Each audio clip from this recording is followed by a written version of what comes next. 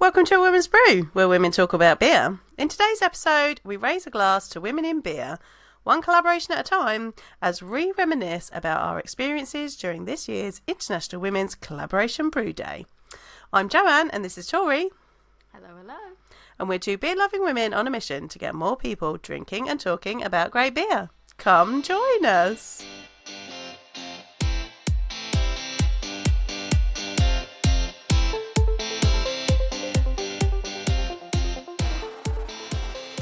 Late. I feel like it's a bit late, but like it's really. I feel like we are late this year. It's difficult because I find like one of the big struggles about International Women's Collaboration Brew Day in general is just like I've seen it more recently where a beer is brewed for International Women's Collaboration Brew Day. Yes. In addition to the one that's brewed on International Women's Collaboration Brew Day. But I find like not to spoiler alert where we're about to talk about, because we're going to share our experiences from this year as the intro suggested, but like Double Barrel, for example, they did sort of like Couplers, which was released for International Women's Collaboration Brew Day. Yeah. And I drank a lot of it on, International Women's Collaboration Brew Day.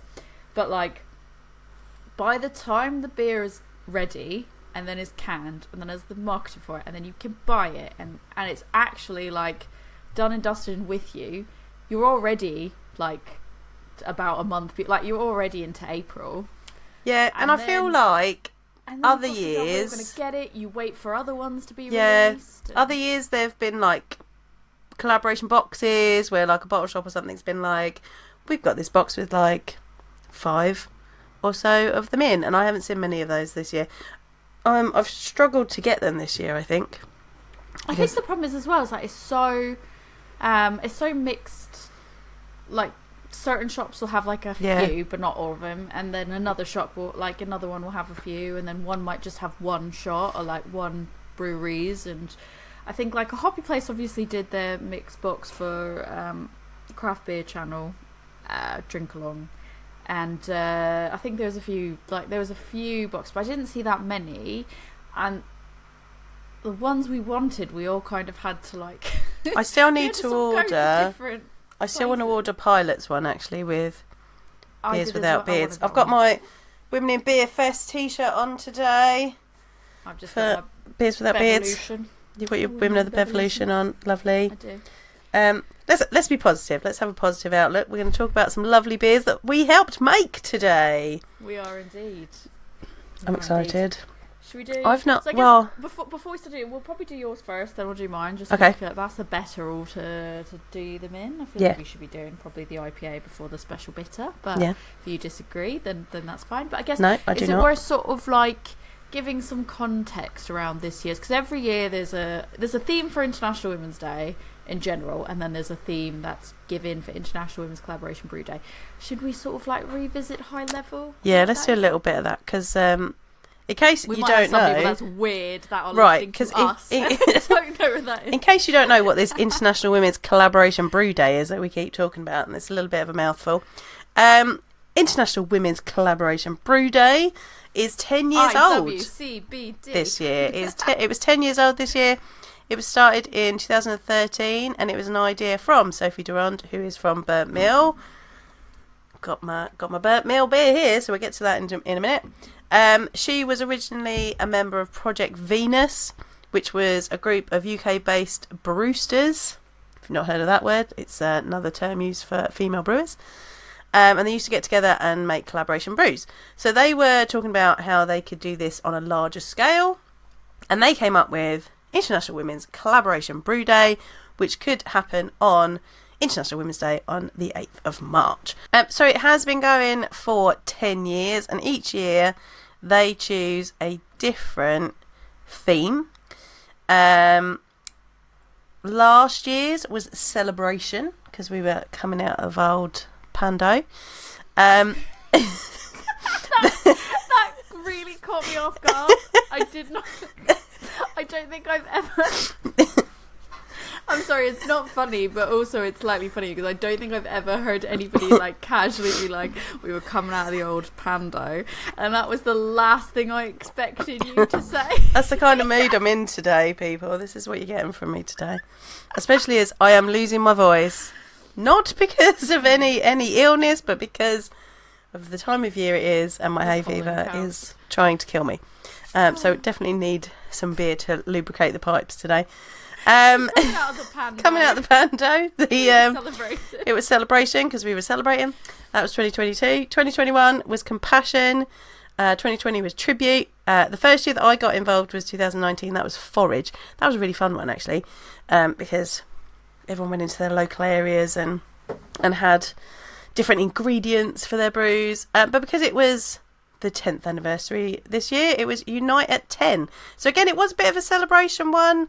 And as like picking beer styles and things that kind of epitomised 10 years of the process.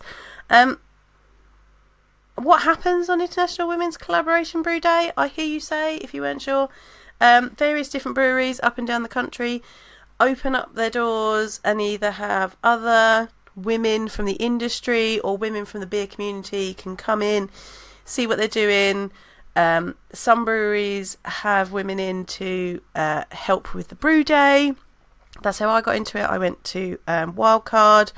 Jaeger Wise opens up Wildcard for anyone that wants to come and learn about brewing. It's a really great way of meeting other women and female identifying people within our community. It's a great, like, I've said this before if you've listened to any of our other episodes about International Women's Collaboration Brew Day, but like I went to that first one in 2019 and you know it can be a little bit overwhelming because there's a lot of people, you might not know anybody, but you end up meeting people. Like there's people that I met at that event that I still talk to now, and there are things that I picked up from that event that have led me to where I am today in beer. You know, I was the person that was there like, put me to work, I'll do whatever I want, you know, I can do whatever. And watching professional brewers and, you know, home brewers who had done a lot more of it than me, making this beer in front of me with my little bit of help, which for that year was cleaning lemon peel. That's all I did that year, but it contributed in ways we never knew. And seeing those people do that and learning from them, like a couple of years later, when we then went to Heist and did International Women's Collaboration Brew Day there, I was then that person that was bringing in other people into the fold and showing them different things to do and being like, okay, well, we're going to do this now, and bringing those people in. And I feel very privileged to have gone along that journey, and all because someone turned around and went, I'm going to open up my brewery and allow people to come in and see what happens. Like, it's to me, it's a really important day, and I'm really glad that we get to be a part of it. And we're going to share with you the beers that we each made today, because we went different places this year. The last 2 years we've been together. Yeah. For the last 2 years, pretty much. Yeah. And now it's like a bit. Yeah. Last year we were at Heist, and we brewed 2 beers. We did a double brew day. That was madness. That was a very early start. We started with Last Industry, and then we went to Heist, and I did a beer tasting in the evening, which was lovely. And then the year before, it was online, and you did an online one. I did an online one. Yeah, I did some interviews on the day, and I homebrewed, and all of the ladies picked what I was going to homebrew, so that was good. It's true. No, it's weird because we split up this year. We split up this year, yeah. I had to capacity, and I didn't do air quotes work. Yeah, yeah, work. I had to air quotes work, but I don't ever think the International Women's Collaboration Brew Day feels like work to me. Like, no. It's just such a lovely day. The one thing that I will say though, that I've like, so obviously only kind of since we started really doing the podcast and everything that came along with that did I even know that I knew about International Women's Day, because I think I feel like it's just something that you just know. But if nothing else, you know it as the day that everyone asks you when is International Men's Day. Yeah, that I feel like if for nothing else, it is that's what you come to know that day as. And by the way, International Men's Day is November, so like you're welcome for that. But yeah, it's interesting because obviously I knew about International Women's Day, but I didn't really know about International Women's Collaboration Brew Day. And now, obviously, since doing the podcast and stuff, I've learned about that, and now I've got to partake in them, and it's really great. And I probably will, like, now going forward, I know that every March 8th I'm gonna take off that day because I'm probably going to be doing brewing. Yep. Before I started working in beer, I was always just like, I'm having the 8th off, people. Like, I'm off. And now you don't even have to. And now I don't. Yeah, now this is a work day. I'm like, this is what I'm doing for work this day. Yeah, I think I've tried to recruit people at my work, and there were some people that were like interested last year, but then unfortunately last year, because we were traveling quite a way away, they were like, that's nope, can't be doing that. And then this last year, this last one that happened this year, I think I just didn't really do as much like Who Wants to Go, because I just felt like I was really irritating people with being like, beer stuff, who wants to do beer stuff? So I'd done a lot like with the Brave Noise stuff in the office, and I didn't want to also be like, so who wants to do this? And so I just kind of I already kind of had a plan of what I was doing, so I kept to myself.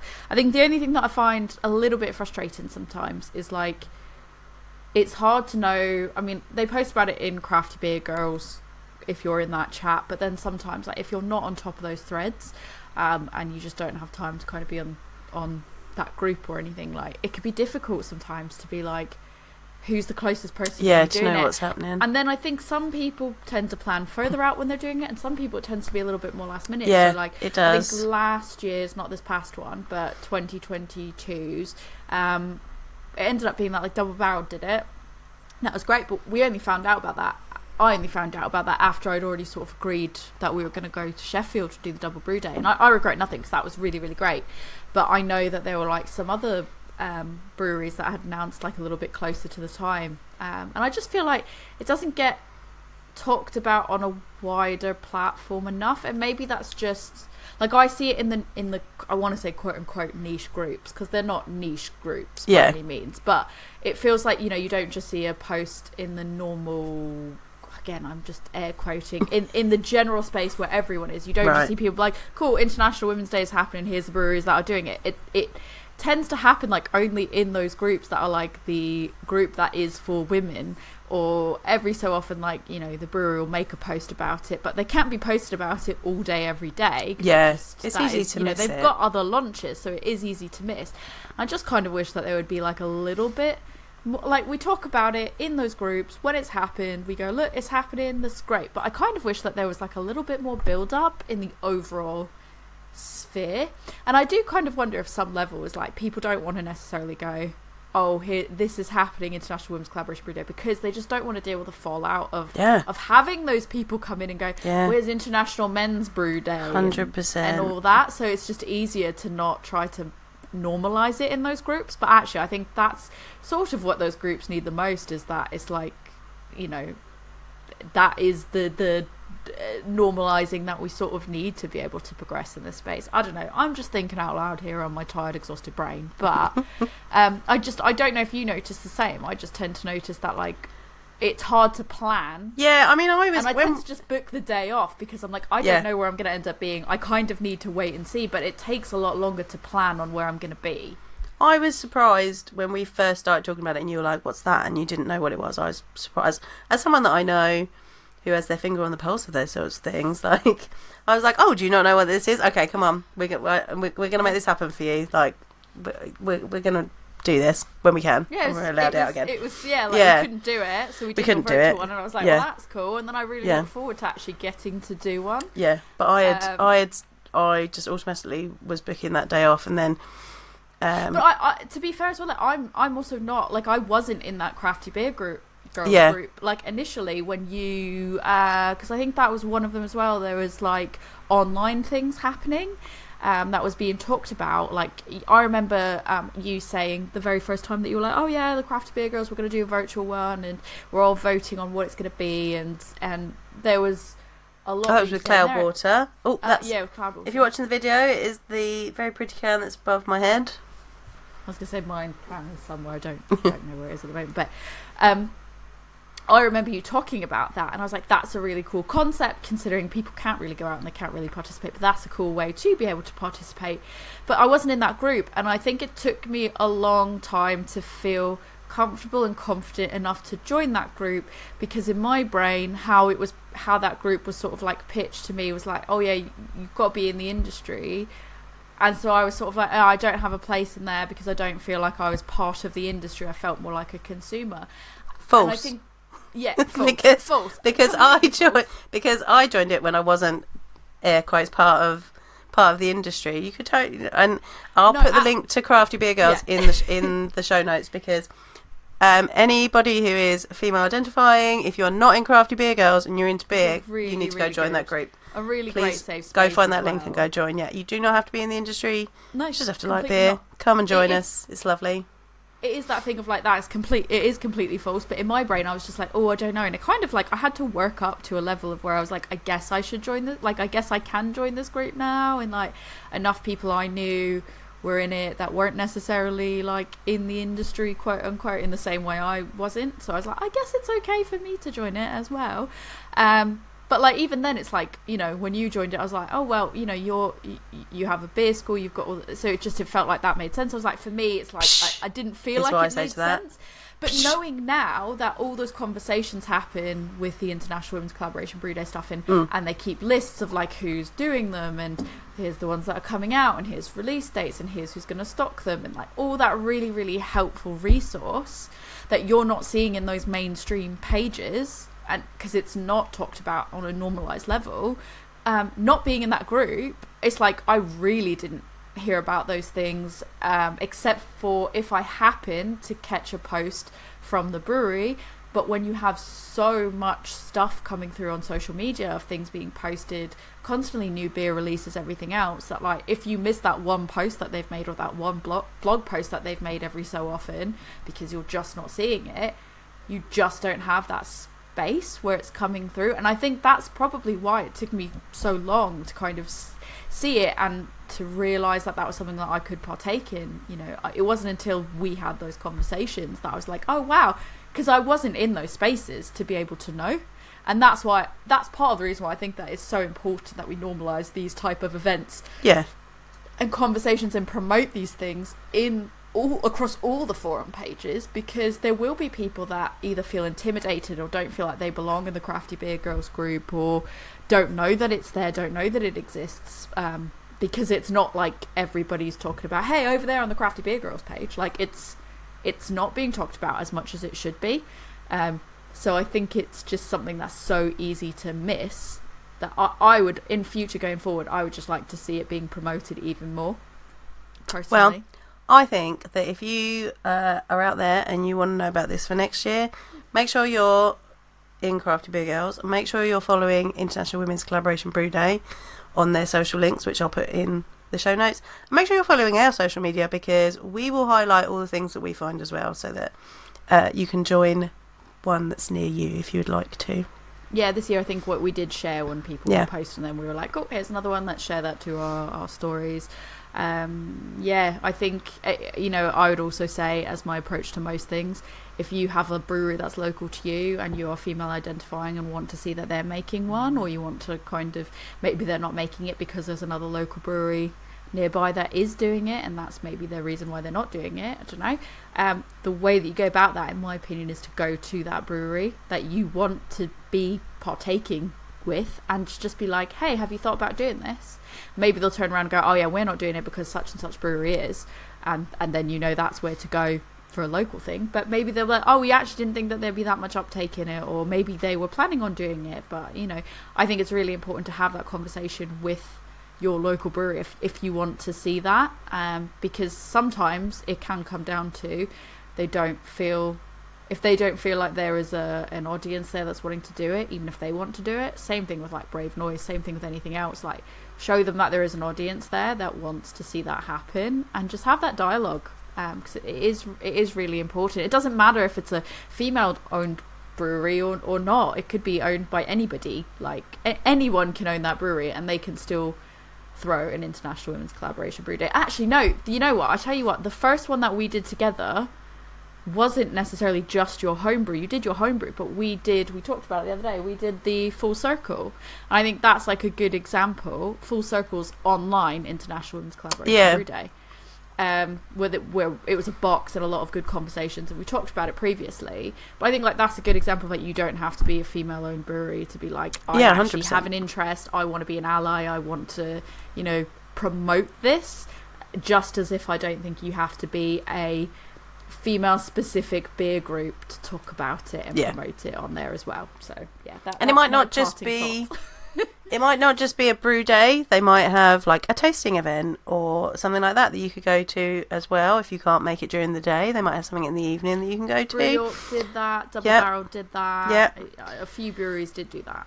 Yeah, places do that as well. And they might put on beers that have been made from female-owned businesses or from women who are brewers. So, you know, look out for things like that as well.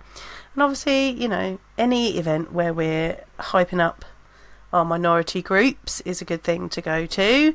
So keep an eye out for things like that. Well, I'm losing my voice, so shall we crack open a beer? First one. Yeah, I've set the words right now. I can enjoy a beer. Our first one is the one that I brewed. I was very lucky because I got to go to Burnt Mill and I got to brew with Sophie De Ronde herself. Do you know what? It was the first time, like, Sophie and I have spoken before, but we'd not actually met in person because of the old Pando.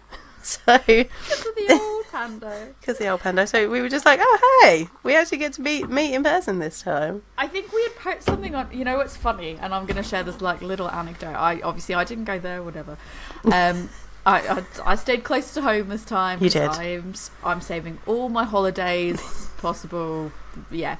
But I remember, I think, did we put something on like social media about it? And then I think Sophie commented like that, oh, like Joe's coming here, like, you know, exciting. And then she's like, oh, it's unfortunate. I think maybe it was in our stories we posted something and she commented in response to that. And then I responded with like, yeah, Joe's going to be there. It's a shame. Like, oh, that's going to be amazing. And then she's like, oh, it's such a shame that you can't come as well. It's just, and I was like, I'm having a conversation with and I was like, I think she said my name. On this. And then I was did you get a bit starstruck? It was just that thing of like, I feel like you don't expect some, like, I don't know, it's not even a starstruck, because I don't mean it, because I know that we always kind of talk about how like there is some level of like people putting, you know, brewers on but it's like when we started this podcast, when you see an inspirational woman that you're like, oh my god, you see somebody that is an inspiring person in that industry, and then they like, she maybe she just found out my name right then and there, I don't know, but I didn't care, like I was like, oh my god, like it's great, like. And think back to our first, if you've been with us on this journey, dear listeners, think back to our first episode. Sophie was one of the brewers that we highlighted in our first ever episode. So it's nice to have that kind of cyclical thing going on. Yeah. Where we get to talk to these people. And that's why it's like, for me, it's like finding someone so inspirational. And then they're like, oh yeah, it's going to be really fun seeing Joe. It's a shame you can't come, Tori. And I'm like... It was great. We ate local cheese. We had local cheese. We had lovely bread, and we had with this really lovely apple cake that we put blue cheese on, and it was great. You'd like the apple cake, you wouldn't have had the blue cheese. Until I put the blue cheese on top. It was good though. It was good. So this beer is called Liquid State.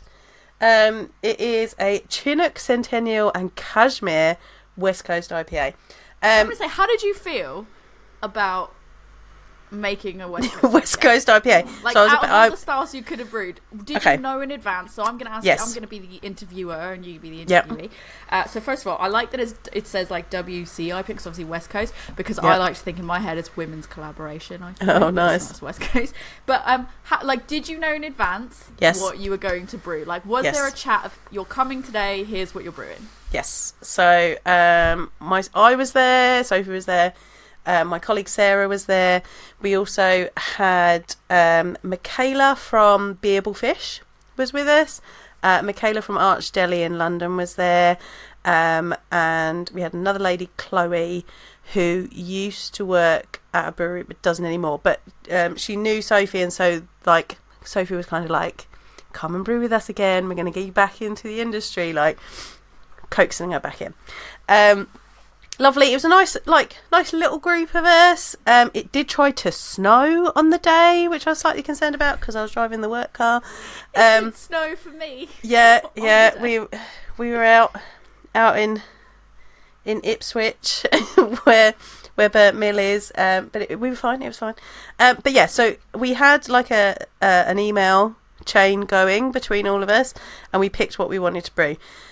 I knew it was going to be a West Coast IPA. Was that everyone that was that accounted for, like everyone that went to the day in total, or were you guys just sort of like the decision makers for the day? That was everyone that went. Yeah, that was everybody that came, I believe. Because Sophie put out a Eventbrite and then emailed around everybody.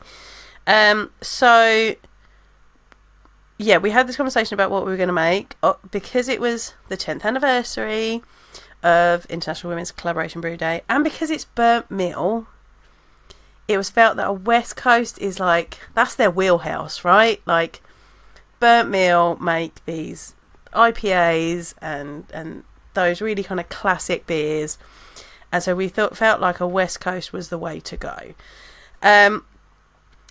We then had a conversation about what hops we wanted to put into it, because this is a collaboration with Bathhouse X as well. Just point that out there. We are bipartisan on a women's brew. But we then had a chat around what different sorts of hops we could have, and it's called Liquid State because, you know, beer. But also we use some lovely revolutionary liquid hopping products as part of it as well. So we've got kind of, you know, this classic beer style that Burnt Mill quite well known for making really well, and then we're using some some revolutionary products, and we can't, you know, Centennial and Columbus and Chinook. There's a bit of Columbus in there as well. Yeah, they are very, you know, obvious choices for a West Coast IPA. I think like those proper American sea hops, but then we chucked a bit of cashmere in there. Cashmere is one of my favourite hops because you get that lovely melon note from it. So I was very pleased that we were then like, let's chuck some cashmere in as well. Very excited. And I got to put the liquid hops in, which made me really happy. Do you have to wear any like really sexy gloves to do it? They just had, we didn't have like the up to the elbow, like up over your elbow gloves like you had at Elusive, but we did have some like proper industrial gloves on. That is the sex appeal. Yeah. Well, but a Burnt Mill's got like a bigger kit than I've worked on before. Like the mash tun's got steps in it. Like that's how big it is. Yeah. So it's a big old boy. Yeah, they make a lot of beer. So yeah, it was interesting, and I just like going to all these different breweries and seeing how their kits work and how they do things, and it was interesting. Each time I learn something new, and I get to have a different experience, and it's great seeing that interaction when you've got different brewers coming together and seeing them learning from one another, seeing how different setups work and how different products work, and you know, giving each other little tips and things. It's really fun. I enjoyed it. So like, yeah, when they were like West Coast IPA, were you sort of like, was there a part of you that was like, oh? There was a little bit there. There was a bit inside me that died because it's not my favourite beer style. But I'm not saying at all that you were like disappointed, don't want to do it. But was your initial gut instinct? And I'm sure you'll be happy with the result. But like, was your initial gut instinct just to be like, ow? Oh no. Yeah. But I was just like, this is Burnt Mill. We've got to make a beer that epitomises the brewery, that's really going to use like fun hop products, because I work for a hop merchant now. Like, I have to, you know, do things like that now. And yeah, it was appropriate for the situation that we were in. It may not be my favourite beer style, but I think we made quite a good product at the end of it. I think it's just really funny because I remember like in years past of the voting for the numerous brewing of the International Women's Collaboration Brew Day beers. And I'm like, let's make a stout. I remember that you're like, we're voting on the style, and I said stout, but you're like, everyone's voting for other things. And then, like, Stout won, you're like, Stout won! I was so surprised. Yeah, like, I was so surprised. You were like, I didn't see that coming because I didn't think anyone would ever vote. Because I remember you being like, I want to vote for Stout, but I'm, like, really not convinced that, like, other people are going to vote for that. And then, like, I might as well vote for, like, my next favourite style because that's more likely to get the votes. And I remember saying to you, nah. You got just like, vote don't for compromise. Stout. Just vote for like what you vote with your heart. If you want a Stout, yeah, I was like, vote with your heart. If you want an actual Stout, like, go get that Stout, girl. Like, I voted with my heart for cashmere for this one. I was just like, do what you got to do, and then let's you were put cashmere in it. It was genuinely, Love it cashmere. was actually really funny for that specific reason. Like, I was like, vote for it with your heart, Jo. And it came through, and I was so proud of you. Let's drink this beer though. Let's drink it. It is a beautiful I haven't colour. had a sip yet. Have you had it already yet? So I have had a little sip of it. I've not had a lot of it. I had a little sip because I had to take some photos for work.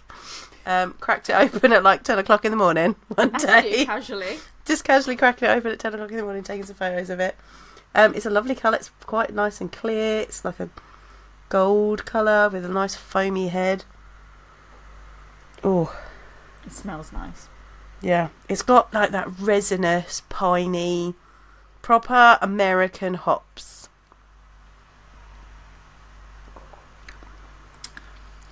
It's really refreshing. Like, from sip one, it feels refreshing.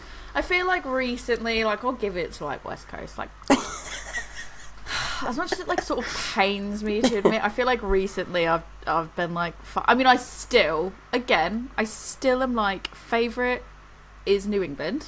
Yep. I don't think that's going to change because that is just, I like Juicy Boys, like, that is how it is.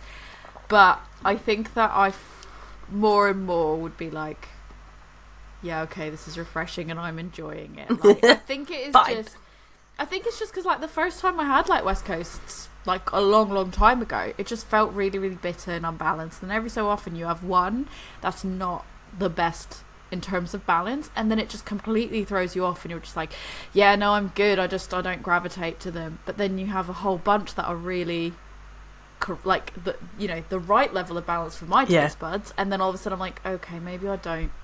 Just like, I never hated them. We talked about this when we did Oregon Trail. I never hated them. It's just they weren't my preferred style of IPA, and they're still not. But I think I actively look forward to them more now than I previously had, because I just feel like recently, the last 2 years, A, my taste buds have probably changed and evolved and everything else. But B, I think I've been spoiled for having some, like, really, really, really good West Coasts. Yeah. It's hard not to come round to them. This has got like a really nice crispness to it that I think's key for a West Coast, because that like adds to the drinkability. It's got that bitterness. It's a little bit earthy, a little bit resinous, a little bit piney, and then there's like a nice fruitiness. I'm getting that lovely melon from the cashmere. Makes me happy.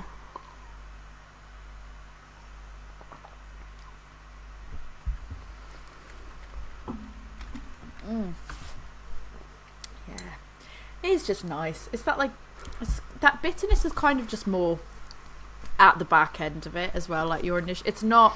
I think sometimes what I struggle with is when it is bitter from start to finish and it's like really, really strong. Whereas this is just like, it's just really nice. That bitterness comes through like at the back end, and then it just makes me want to snack though. That's my problem with West Coast, is like, because they're so like moreish, they always make me want to snack, like some salted nuts or something.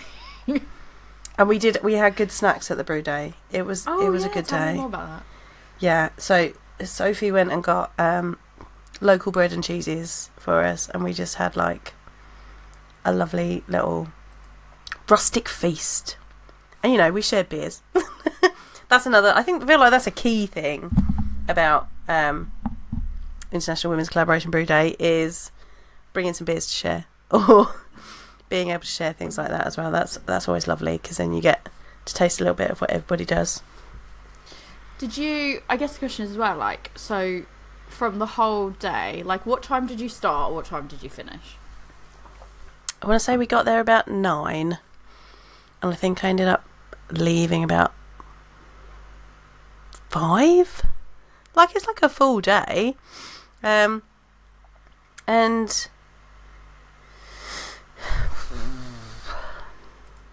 because there was, I suppose because there were fewer of us, like we could be a little bit more hands on, but also like, so it's a nice size kit, so some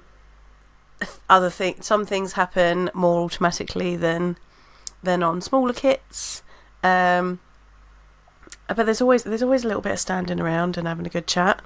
That's just brewing in general, though. Yeah, just like, brewing in general. There's always there's always a bit of standing around, and I should specify collaboration brewing. Because I feel like when you're just brewing a normal beer, you're probably like doing 7,000. Right, you're doing other things. Yeah, you're probably cleaning. Like, let's be real. Right, seriously. So while we were stood there enjoying snacking on lovely local cheeses and cinnamon apple cake, the other people that work in the brewery were cleaning things out and labelling things and bringing in pallets and getting ready for the next day, and all, there was lots of stuff going on around us, and we were stood around eating cheese. So we did we did empty out the mash tun. That is key. I feel like if you go to a collaboration brew and you don't clean out the mash tun, that's just rude. I actually find it like really. I've said it before, definitely to you. I don't know if I've said it on the podcast. Like, I genuinely enjoy digging up. Yeah, she really does. Because she always gets it in her boot. Yeah, there's like two like really weird things that like I would argue are weird, because I feel like for some people, cleaning out the mash tun is like a necessary evil. For me, like, I find it really satisfying to kind of be like, oh, let's scoop it out and let's plop it in the bag, and then you get all the nice steam and the nice smells. And then I think there's also like some element of, I feel like I've earned whatever probably relatively unhealthy lunch I'm gonna have, and beers and everything else. Like, I feel like it's like a day well earned, like I've done something active.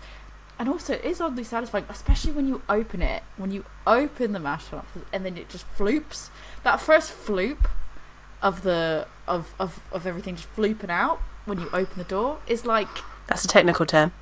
Yeah, that is the most technical term there is. I was like, prepare for the floop, everyone. It's happening. It is like, I like putting a smiley face in it if you can get it in there, and then it just floops off, and it's just... That alone is oddly satisfying. And then just like the digging out in general and putting it into normally like bags or... See, so this was how you do it. This was a lot of grain, so they have a big container, and they fill it into the big container, and the container gets moved out of the way, not into individual bags. Double Barreled had a big one as well. Yeah. I'll talk about it in a minute, but yeah, Double Barreled had a big one as well. So yeah. It's a bit like, I just want to floop it in a bag. It's just, but then it made it easier. Bags. Yeah, it makes it easier because then they come and forklift that out of the way rather than us trying to trundle it across the floor, which is what we usually do. And you're not like, oh, I missed the bag slightly because the bag started folding as I was putting my thing in, and then someone got distracted while you were putting it in, they looked away, and then the bag flooped over and everything came out, and yeah, like that's like the stressful part. It makes it easier, but there's that. And then I think the other weird thing that I enjoy about brew days is like drinking wort. I genuinely like it. You do love that. I genuinely like the taste of it because it's just like cereally and it's just really, really nice. And people are just like, I don't like, you weirdo. Like, I think when we did like Elusive's Brave Noise, like everyone else but me and you, because I felt like you almost felt obligated to have it. I did. Well. Like, you were like, I guess I'll have it, and I was like, yes, but like, I was like, yes, please, I get to have this now. Like, this is great. And everyone else was like, nah, not for me. And I was like, yes. And then you kind of felt like there was some obligation there of like, I guess I'll have it too. And then I finished. I stand by my beer bestie. Yeah, and then I gave her the rest of it. I don't want any more, I'll have it. I was like, that's cool, I'll have it, it's good. And I'm fairly certain Ruth was like, what are you even, like, you animal, like, what are you doing? It's not even got whiskey in it, like, come on. No, I've still never had whiskey malt, which I feel like I want to have, but I don't have that opportunity all the time, because I don't just happen to have whiskey on me when I get the opportunity to have wort. But what was like the brewery layout like, in the sense of like, is there a tap room there, or is it all just literally brewery? No tap room, just brewery. It's on, I don't even want to call it a industrial estate. We had a little bit of trouble finding it. I feel like if it's not on an industrial estate, that's when you start being like, ugh. Like, you drive by the industrial estate and go, it must be in there, and then it's not, and you're like, what? It's on, like, there are other businesses there, and it's kind of over the back and in like a space, like an industrial unit, but it's, there's like lots of farm fields over the back. There's a like soda company there as well, or it might be like a gas company, like a CO2 company or something like that. And like it was either a taxi place or a car rental place is out the front, and a vending machine place. A real mix of different. When we went to like Mirakai, we're like, is yeah, it in the exactly like that. Like, is it in there? It's like, exactly no. like that. There's all these random businesses in this little space, and you kind of have to go up and around to get to it. Like we drove in, and I'm driving the work car, not my usual car, and I'm like, where it says we're here, like, and we drove up round. And I'm like, no, and we drove back round.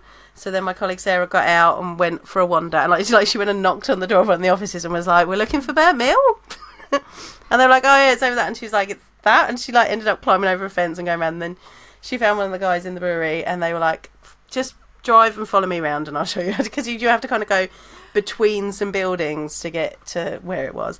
Right. So we got in there. That was fine. We got there in the end, and it's like.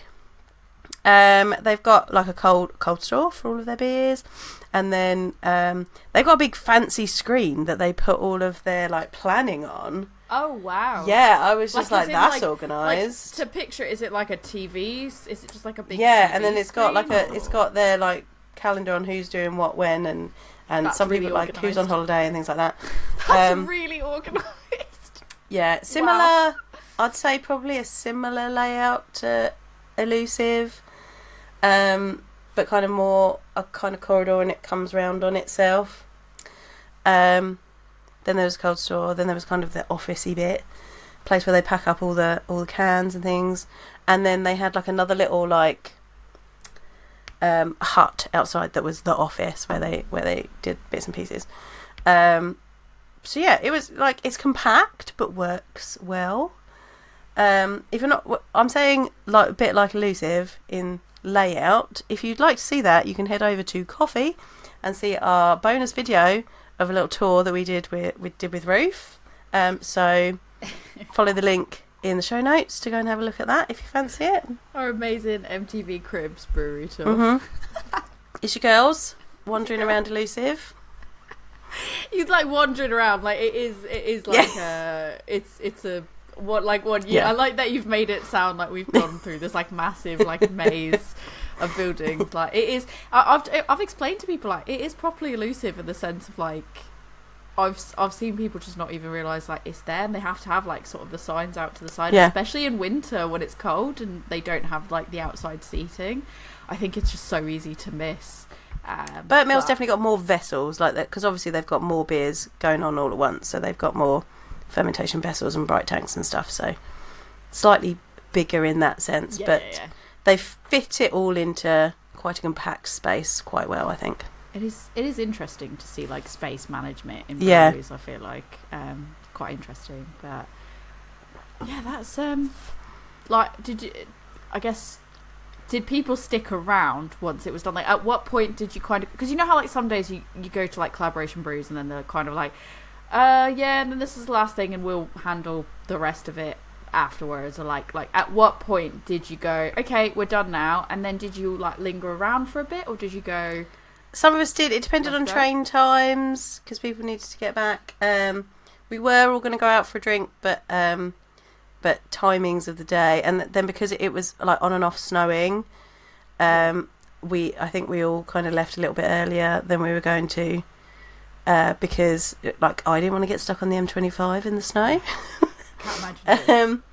And I dropped some people off at the station and then drove on home. So yeah, it kind of got to that point where it was like, okay, we're cleaning up a bit. We're going to do a bit more cleaning so that we're ready for the next day. If you hang around, we'll all go to the pub, or if not, off you can toddle off and start getting home. So. It's always kind of that lull at the end, isn't it? It's kind of like, is there anything more you want us to do? Yeah, right, you don't want to be the first one to go. To leave, but also you're sort of like, I want to stay and be useful, but there's like a fine line between staying around and being useful and just getting in the way. Getting in the way. Yeah.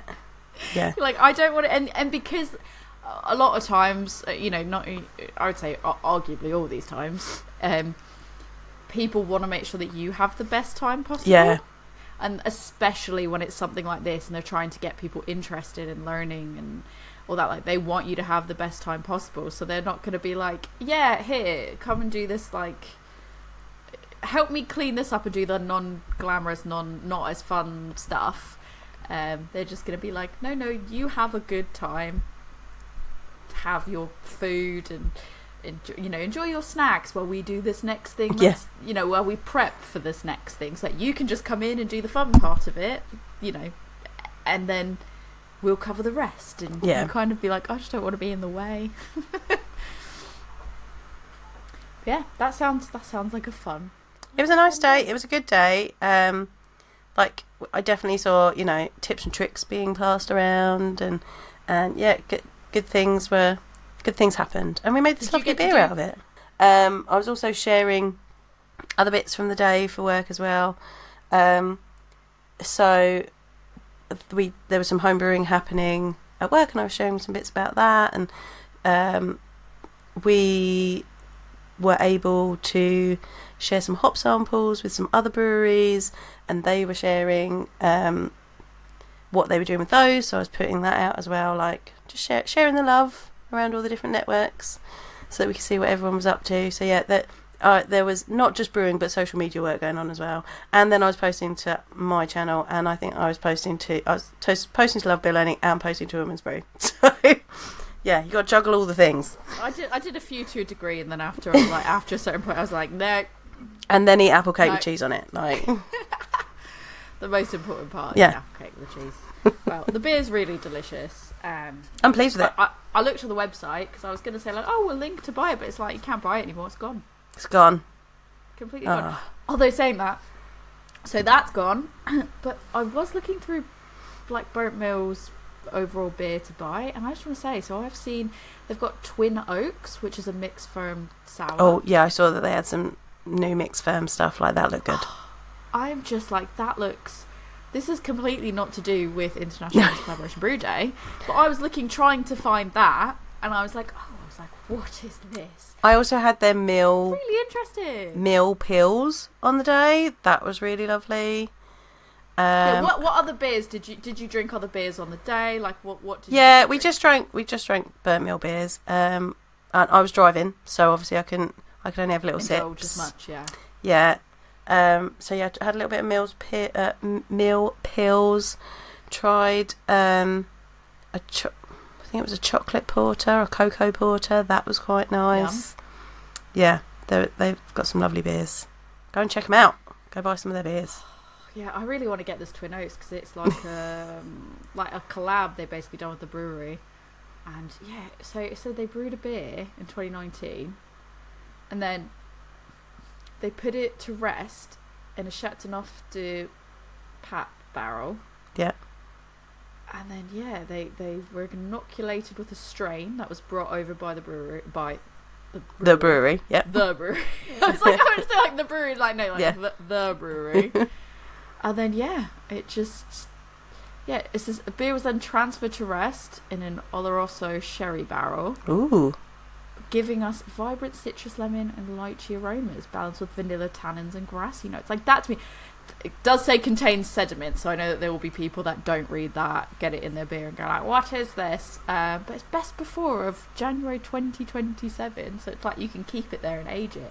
But I am just like, oh, amazing. A 750ml bottle for like 18 quid, but I feel like that is no different than like this to me is a prime example of when people go, I don't understand why someone would pay 18 pounds for a bottle, but it's like it's a 750ml bottle, it's a sharing bottle, and this is one that I feel like you would sip on and you would enjoy with like company. What ABV like is it? Conversation point. 7.2%. Oh, it's not even too. But I think that just like bad. I personally feel like this is the type of thing that's comparable to like buying a bottle of wine. Yeah, of course. And nobody would bat an eyelid at an £18 750ml bottle of wine. Yes, there's less alcohol in it, but I don't think I don't feel like the element of this isn't the alcohol. It's like all the flavours that you're getting from those barrels. Yeah. And just the interesting nature of it. And I feel like it would make a really good conversation piece. But I hadn't looked at Burnt Mill's shop in quite a while. So this is like the first time I'd looked, because I really try really hard not to buy beers unless it's for a podcast. So I hadn't looked for a while, and I was trying to be like, I'll link it. We can link it in the show notes. It'll be really good. And I was just scrolling through like, what are these bottles? And yeah, really, really, they've got different variations of it. Basically, I think they've been aged in different barrels. So I'm doing my best not to buy any of them, because I feel like financially that is the problem when you start I just looking bought a new at web phone. shops. I just bought a bunch of stuff, and my bank account is like, you know that meme where it's like people beating something, like, stop it, he's had enough, and then it's like more things just jump in and start beating it. That is like my bank account right now. Oh dear. So I'm doing my very best with all these pre-holiday expenses to not buy any more, but Burnt Mill are making it exceptionally difficult. So if somebody wants to have a bottle share that has these beers, I mean, I can bring some things, you can bring these. Happy days, I'll organise it, it's fine. But yeah, I think if you like West Coast, this international collaboration, you can't get it from their website, unfortunately, but I'm sure there's probably somewhere I feel like someone's probably there. got it. Yeah. Cool. So that was yours from That's Burnt mine. Mill. We'll now go on to my experience at Double Barreled, which I was not doing in a work capacity, and that Just one for is funsies.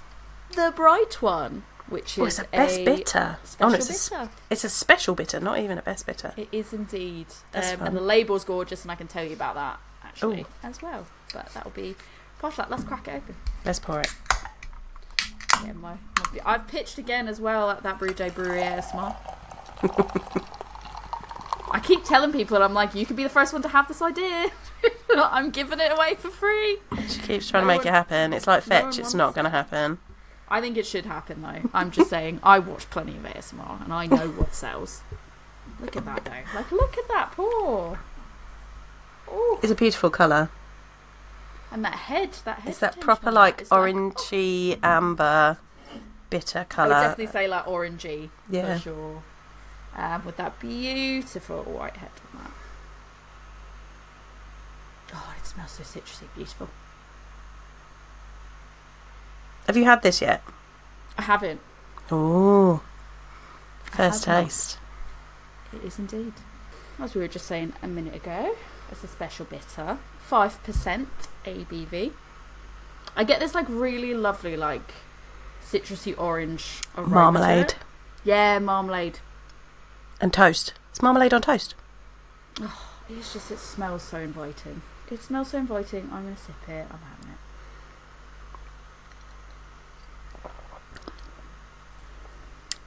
Ah, it's so good. I made that. That's pints. That. I didn't make that on my own. That's pints in pubs, that is. This is very me. You like really get that biscuity. Yeah. Like, oh, it just makes me want to do like a happy little dance. Like, it's really nice. Not that I didn't like the West Coast. I like the West Coast, but this is definitely more me and my taste, my individual taste buds. Yeah. Whereas like that West Coast was executed beautifully. It was really good. I feel like pub, like you said, pub pints. Yeah. Pretty much for me. The West Coast would be good with snacks and everything. I feel like I should have it in a This is dimple pot, like I have inappropriate glassware. I should have brought my dimple pot, but instead I chose to have my double barrel glass. Nice. So I was like, I'll use my double barrel glass instead. So yeah, trying to think about condensing the day down. So basically, this whole recipe was created from the brewer Chelsea. So unfortunately, I think Chelsea was ill on the day. Oh no! So she couldn't be there. She was meant to she made the recipe. She was meant to come in and sort of lead us all. But unfortunately she wasn't well, so Jim, who's their head brewer, sort of did it instead, and he was really, really great. Anyways, and Kirsty, who's the sales operations manager, she sort of like supported as well, and Lucy and Mike, the co-founders, were there, and it was just like, it was a really good day overall. Got there about 8 o'clock, no, 7:30 is when we were meant to sort of arrive there, so it was a fairly early start. And like you said, there was an Eventbrite link, and you could buy a session. You could buy the day session, which was like the brewing, because they wanted to keep numbers low on that, and I think it was capped out, I want to say like 20 people, but I might be wrong. They wanted like 20 people max for that part of the day. And then in the afternoon, because the brewery is also in, like, there's a tap room in the brewery as well. They're located, for anyone that doesn't know, they're located sort of in Reading, not the centre. They're about, I don't know, 10-minute walk from Reading West station, or it was like a quick 12-15 minute bus ride from the normal Reading train station. That was the afternoon. You could come just to the tap room part of things and have do a tasting there, which was really, really good. It is called the Bright One, because it is named after the goddess Brigid, which is close to Bridget, so I was like, that feels right, but it's you know, my middle name. But yeah, it was Brigid, and I did a quick Google because I couldn't remember like all the details on it, but it says she was the daughter of the chief of the gods, and was also known as the goddess of healers, poets, smiths, childbirth, and inspiration, and her name means exalted one. And so I think they said I remember during the talk, Lucy was kind of like, we were going to name it Brigid, but then it was sort of like, for one reason or another, they didn't go with that name, and they were like, instead, you know, she's also known as the Bright One, so that's why they decided to go with that name. And what was really cool is like the label artwork, which is flowers. On the day, they had these really, really lovely flowers arranged by Green Feather Flowers, which I think they're like a local-ish florist, and they did these beautiful flower arrangements that like sat on the bar, and they took the photos. The photographer, their in-house photographer, like did the photos based on the flowers there, and that's what was on the can. That's what ended up being on the can. So it's really, really cool in that sense. That's like, fun. I was there. I've got photos of my beer in front of the flowers and everything else. And then they had these like small little flowers on the side that it said like, take one and give it to a woman in your life that has been really supportive and inspiring to you, which was really cool. I took one, and then they're like, who are you going to give it to? And I was like, Phelan, because she's a bad bitch. Ah, yay. It was either that or I was going to give it to my sister-in-law as well, but she was away, I think, so I didn't actually get to see her, and I was like, I'll give it to You could have Phelan pressed instead, one 'cause and she given a it to bad your bitch. mum. I didn't think that far ahead. I didn't even think about that. Didn't even cross my mind to do that, and now I'm like, yeah, dickhead, I should have done that. But instead, You didn't run it past me. You should have told me on the day, and I'd have been like, take one, press it, send it to your mum. That's true. I mean, I'm lucky that it got all the way back to mine, like, still intact, to be honest. But yeah, it for me as well. So the brew day already got moved from like an 8 o'clock start to a 8:30, which was really good because it just gave me like that little bit extra wiggle room. And so it was cool because I had people that I knew that were there, and I also had people that I was like, no, I'd like never met them, just people that were interested, which was also really cool to see, like all different age ranges and like levels of experience and exposure. I met up with Ruth, and we met at Reading train station. We sort of took the bus together, and then Charlotte, so Ruth from Lucid, and then Charlotte, who people know from A Hoppy Place. She was there when I walked in, so you know that we were like rioting before it even hit like 10 o'clock. Like it was 10 o'clock, and I think we had already gone. I think Charlotte had already gone on a rant about like capitalism or something like that. It was like 10 o'clock, and we're like, here we are, 10 I'm really o'clock, sad I wasn't and we're there. like ranting about like. We were just basically setting the world to right at like 10 a.m. before we'd even really finished like a coffee. It was incredibly funny. But basically I woke up and I was like, oh fuck, it's snowing. And then I kind of had this dilemma of like, what do I do? Do I take the train? Do I drive? And then I thought, yeah, but if I drive, I'm not really going to be able to drink, and that's going to be like a bit sad because it's close I was enough working, I can do that. So I was like, you know what, I'm driving. It was fine. So I ate more cheese. So I thought about that, and I was like, yeah, I could drive. But then I kind of like weighed it up, and I was like, well, the trains are running, they're just delayed, and it will get better as the day goes on. And then I sort of said to Rick, like, I need an unbiased opinion here. What do you think? And he kind of said to me, you could drive there, but actually that might be more dangerous than just taking the train. And if the train's running and you can get there, you know you'll not most likely be able to get home. And absolute worst case scenario, he could have come to pick me up if I really, really needed it. Yeah. But I think something had happened with him where he wasn't well or something. So he technically probably shouldn't have come to get me. So I was trying not to rely on him doing that. And then I messaged Ruth, like, what do you think about driving? And then she's like, yeah, but then you can't drink and it might be more dangerous. And I was like, okay, train it is. So we met up, we navigated to the bus ourselves. We tried to get an Uber. Literally no Ubers were running. That was already the stress of the days. We were like, no cabs were picking people up. They were just dropping people off and then driving off. And there was a massive queue. So we're like, okay, that's out. Then we tried the Uber. It was massively expensive. And then people were further away and not stopping. Yeah, I think so. People later that day said, yeah, there was actually issues with the Ubers. So then we were like, okay, let's ditch that plan. Bus. And so we basically made our way to the bus, and that was a fun ride. We got to sit at the back because we're super cool rebels. We were like, yeah. And then the excitement of like we get to sit at the back was real. And then a bunch of actual like kids and their parents going to school came and like sat at the back and we were like, oh, let's move our stuff out the way.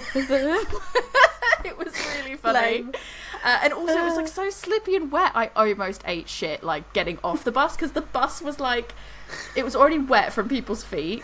And then it was also at an angle because of how the street was. And I almost ate shit getting off the bus. And I was like, that would have been so embarrassing if I tried to strut getting off the bus and then fell. Can't come to Brew Day. I fell off the bus.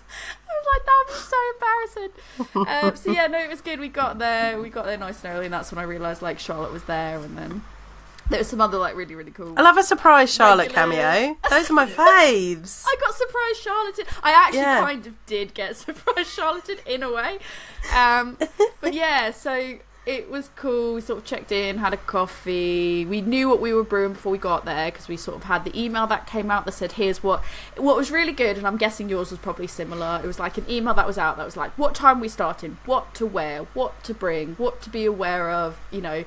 This is the plan for the day. This is start time, finish time, all of that like really good stuff. And it was like Chelsea wrote the recipe. We're really excited about it, and so we sort of knew going into it the structure of the day. I just didn't know Charlotte was going to be there. I don't think, and I was like, "Way, it's great! It was a great surprise." And then there were some other ladies that by the end of the day we were all setting the world to right together. At like it was really great. There were people that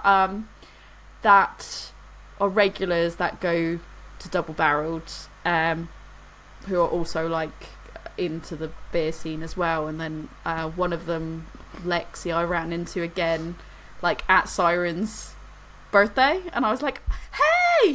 So I love that. She was with her dog, and I was like, that's such a good thing about really it as well, is that you then meet all these different people and you get like, you're going to see them again. You'll see them again out in the community, and you know, and then you get to make those friendships. It's great. I love it. Yeah, I think the only thing like for me is there was like a lot of people there for like the size kit that they had, and I think, and that wasn't a problem, but I think for me it meant that I almost felt a little bit more useless because when we arrived, they were already like starting to put sort of the grains in, and it's like really cool. Their machine, this is one that I hadn't seen before, so it was the first time I'd seen this. It's one of those machines that you kind of put the grains in, and then it goes up a tube up to the top. Yes, that's what Burt Mills one's like. Yeah, it was really cool. So I just rather than it like coming down from gravity, which is what we used to on the smaller kits that we brewed on. Yeah, this one's got feeds it in. Yes. Or like we're dumping. Or we're tipping it in ourselves. Yeah. Yeah. This was like it was like going up a little ramp. And then, so that was the first time I'd seen that. So that was like a first. That was a first for me there, and that was pretty cool. But I didn't get to do anything with that per se because I sort of came as they were lined up, finishing up doing it. But I think for me, because I brewed on a commercial level like a few times before and had like more of a hands-on personal experience with it, and I was very conscious that there was people across the spectrum who like either maybe hadn't done a brew day before or was like really, really novice to it, like full stop. I didn't want to take away from their experience. So like when it came to like who wants to do this, who wants to dump the hops in, normally like if this was our like 5 people max brew day or 3 people brew day or whatever, we'd be like, yeah, let's do it, get involved. I sort of stood back because I was like, if no one else volunteers to do it, then yeah, of course, like, I am more than happy to do it, 100%. But I sort of didn't want to do the things that maybe other people wouldn't have that chance to do again. Yeah. Until another International Women's Day. So yeah, I think for me, I just ended up feeling like a little bit like, I felt a little bit guilty because I did stand around like chatting a bunch, which was like the best part of the day. Yeah, that's okay. That was like the best part of the day because like, yeah, like I said, we were just like riot girls. We were just there like, and then this thing, and then that thing. That's Charlotte's influence. Yeah, I've been there, I've done that. Yeah, before we knew it was like... Love you, Charlotte. Before we knew it was like... And the man's doing this, and we're going to take the man down. And we were all like, yeah, we are. And then we were sort of... Be thankful she didn't have any chalks, all right? It's true, there was no chalks. But that was, like, for me, the best part of the day. But then I did feel, like, really guilty because I thought, like, oh, these people probably just think I'm not pulling my weight here. But, like, really, the reason I was doing it was like, I didn't want to overtake people. And I think, to be fair, it was probably, like, similar for, like, Ruth as well. Like, she I mean, I'm not speaking for her by any means, like, but... For her as well, you know, she gets to do it all the time, so it's probably not when someone's like, do you want to do this? It's hard because you don't want to jump in and be like, immediately yes, when you know that other people want that sort of experience as well. Yeah. But, you know, you get involved, you can steer some bits, and it's definitely like that everyone 100% gets to, like, dig out the mash. And that was the part that I was sort of like, most people dread this. I don't dread it, but then I was kind of like... I also don't want to be selfish, but I don't want people to think that, like, when I say I'm not trying to be selfish, does someone else want this? Because if not, I'll keep going. I don't want people to think. It is always that, isn't it? It's like, that I'm who wants like to have a trying go? to get out of doing it. I'll like, do it. Do you want to do it? Yeah. Why do you keep being like, but genuinely, I will keep doing this if you don't. I think that's such a woman thing as well. You're like, do you want to have a go? I'll do it, or do you want to do it, or like we can both do it. Like, yeah, we want to make sure that everyone's having a good time and getting to experience all the things. And then it was the first time that, like, I was actually emptying it into like a big box instead of like bags, and that was interesting. And yeah, like, I think for me the best part about that day was like the conversations, like some of the conversations that we had. We had pizza for lunch. It was great. We all sort of like there was a group, like there was, I think, a group of people that had come together, and then like another group of us that were there, and there was like some of the staff were there as well that were participating. Like, I think one of the ladies, I can't remember her name, but I think she definitely works at the tap room, and I think she's the supervisor of the tap room. I just don't remember if I didn't catch her name. I don't remember it, but she was so nice, so cool. And we were all just sat there chatting and sharing our experience, and it was like genuinely like some of the stuff that sometimes you maybe think, am I overreacting? And this is what actually International Women's Collaboration Brew Day is great for. Sometimes you go, maybe it's just me, and like maybe I've just noticed this, or maybe I'm reading too much into that, or whatever. But when you have a bunch of other women that are like validating that, of like, no, that's not just you, you kind of go, oh, I thought I was being ridiculous, or that I was, you know, I didn't say anything about this before because I felt like maybe it was just me overreacting, or being emotional or hormonal or whatever else it is someone tries to tell you. You then have all these other people that are like, nah, girl, like, same, like, been there, seen that, I've also experienced that. And it's just like a really liberating thing to be able to have those conversations. Yeah, and I think this is a key thing about, like, you know, people get really funny about safe spaces, blah, blah, blah, blah, blah. No, you need those places where you can talk to people who have had similar experiences that you've had, and you can validate those feelings, because like you say, sometimes you think, oh, it's just me being tired or emotional, or I'm making it up in my head, and then someone goes, no, that happened to me. No, that happened. Oh yeah, no, that's happened to me as well. And like, these are real things that happen, and they need to be addressed, and we need our safe spaces and our shared spaces to have those conversations so that real change can happen. Yeah, 100% agree with that. So that was kind of most of the day, really. And then that was like the brew part of the day.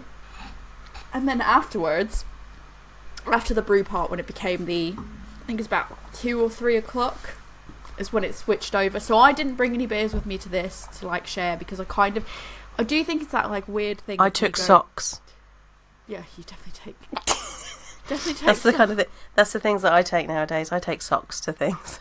I took pens. a change of trousers. I think I took jeans with me because I was wearing like yoga bottoms, the most breathable situation.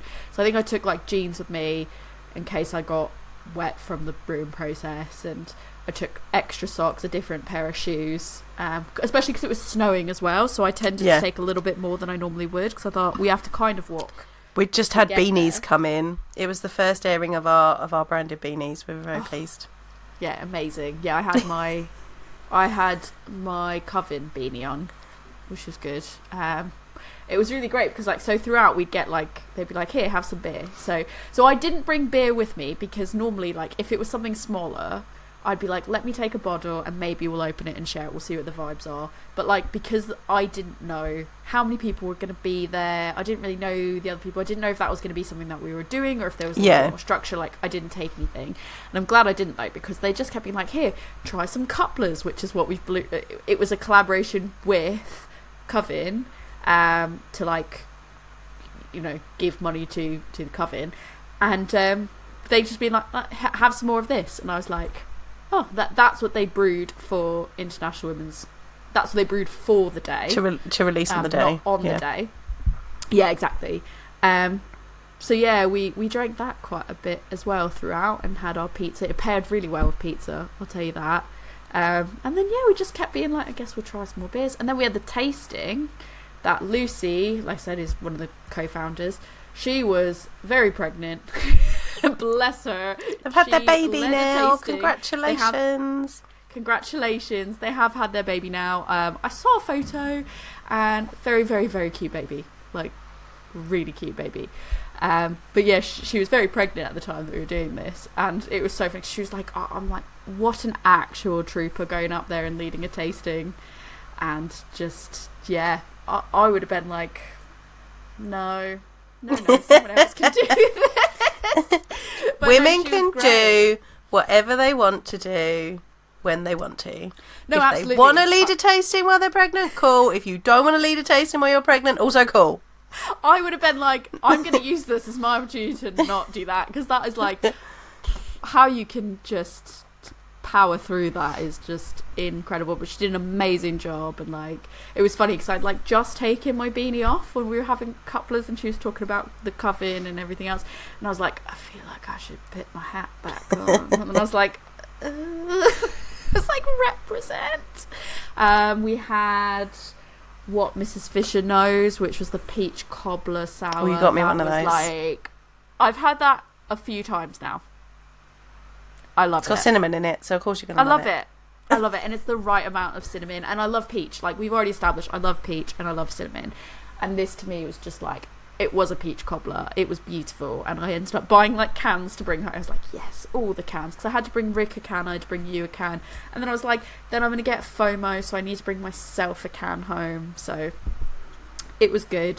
So yeah, we did the tasting, we went through a few of those things, and then it was just more socialising and drinking until it was time to leave. There was a lot. That's when I say I sort of got Charlotted, because we. Like, then she started being like, "All right, who wants drinks? I'll buy a round." And then it was like, okay. And then like the last. Love you, Charlotte. And then we were all getting the train. We were all getting the bus back to the train station, and then it became like, all right, like, we need a tinny for the train. Let's go. And then they wanted to sit on the top row of the bus, so I was like, I guess we're going up to the top row now. This is fucking great. We had to run for the bus. It was the funniest thing, because we're like, the bus is coming. We could see it on the roundabout. Yeah. We're like, the bus is coming, and we need to be at that bus stop up there. Run!